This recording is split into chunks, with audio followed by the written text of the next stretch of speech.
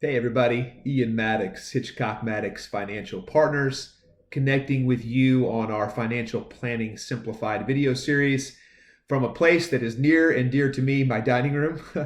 Have had many conversations, as I'm sure you have in your dining room, with family, friends, neighbors on a wide range of subjects.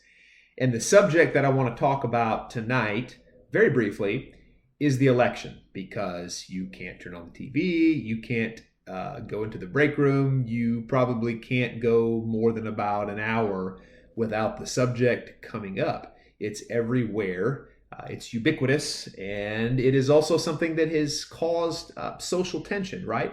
Contention, controversy. It's all over the media. There's arguments about it. There's agreements about it. And so it's a subject that is right here and present in our reality, and it's part of our social structure and dialogue today. It also has economic impact. It has financial decision-making impact. And so it makes sense to have some conversation about it. Let me back up about 4 years ago to the previous election cycle. I actually wrote an article for a blog post that was also published in a editorial magazine, local, nothing fancy. But the subject was the economic impact of presidential policy. And if you look back in history, this is important. I want to make a couple of points here tonight and leave you a little bit of data just to kind of work with, to chew on, to absorb. The subject was, again, presidential policy and its impact on economics. And the thing that I think is important to understand, and put this into context of the immediate news cycle, the hyperbole, the emotion, the anxiety that gets driven all day long on the news feed, and then sometimes even in dialogue with family and friends. So the idea is that if you look at the policy decisions that are made, most of the impact is not even close to immediate. In fact, many times a decision that a president makes is not fully understood or realized for 5 or 10 years after they're even out of office. This is a big ship. The United States is a huge economic machine, and you can't just flip the wheel and have it turn on the rails, right? This isn't a Porsche 911 Carrera Turbo. This is a gigantic steamship as large as any that exists, and the input on the wheel takes a very long time to translate to a change in course. So just kind of put that on the back burner and realize that economic decisions take a long time to play out. Now, that's not usually what causes anxiety. That's not the conversation I'm having with clients in the office. The anxiety is whether this candidate or this candidate wins. What does that do to the stock market? What does that do to my financial position? What does that do to my job? On and on and on. All these things that create anxiety. So let's talk about that for a second.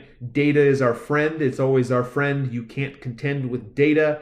You can change and manipulate the interpretation of that data, but the information is what it is. So let me give you some pieces of information. I'm going to put this into context. Remember, I'm a financial advisor. My job is not to convince any of my clients, and these videos are first and foremost for clients. This is an easy way for me to get a broad message out. If you as a viewer are just in the community, whether that's here locally in Trussville, in Birmingham, in Alabama, or beyond, we have clients in 13 states. So wherever you're seeing this, that's great if you have benefit from this dialogue, but it's primarily for clients.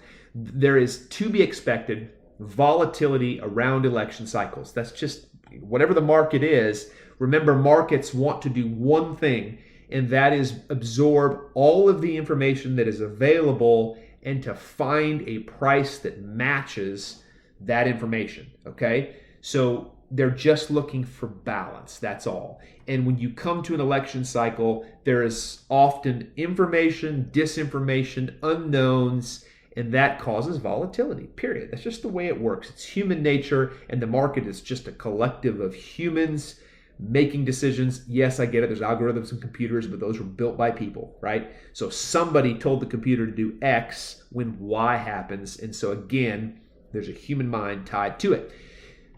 So volatility is to be expected. When you look into history, This is just data. There is a tendency, a very strong tendency. It's not perfect, it's not ironclad, but there is a tendency that when the markets, the capital markets, have been up, basically the markets are doing well, 90 days preceding a election cycle, there is a higher tendency that the incumbent party, not necessarily the candidate, but the incumbent party is reelected, okay? I'm not influencing you one way or the other. I'm just telling you what the data says.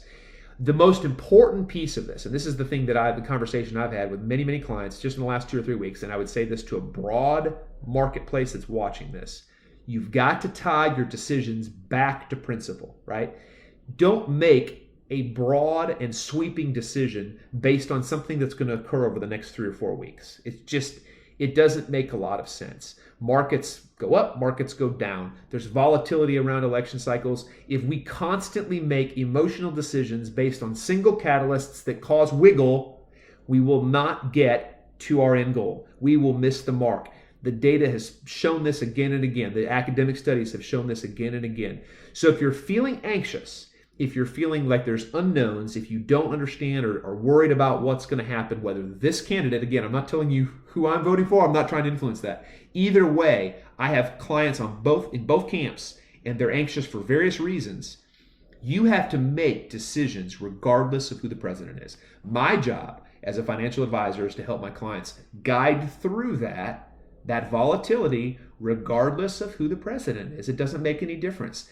The corporations, the same thing. The markets will figure out a level, and we have to figure out a level that we're comfortable with based on our predetermined and defined goals and purposes, the values that we have for our financial decisions. So that's the biggest piece of this equation. That's the biggest thing that I want to communicate tonight. I've probably said it many times under the guise of different catalysts, different subjects, different circumstances that we're experiencing in the world. Today, it's the election in the United States.